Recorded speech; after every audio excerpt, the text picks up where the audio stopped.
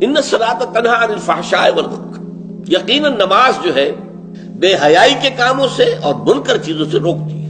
اب کون سی نماز روکے گی؟ ہماری نماز نہیں روکتی۔ کیوں نہیں روکتی؟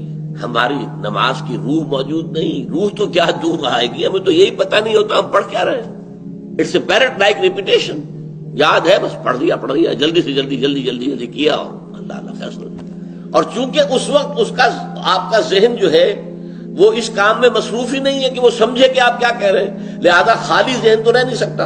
اس وقت آپ کے ذہن میں سب مسائل آ جائیں گے، دکان میں فلاں چیز کم ہو گئی تھی، مجھے خرید کے لانی تھی، فلاں معاملہ یہ تھا، فلاں جو ہے جو افسر نے وہ فائل کے بارے میں کہا تھا وہ ابھی تک تلاش نہیں ہو سکی ہے، وہ کرنی، وہ آ جائے گی۔ اس لیے کہ دماغ جو ہے خالی نہیں رہ سکتا۔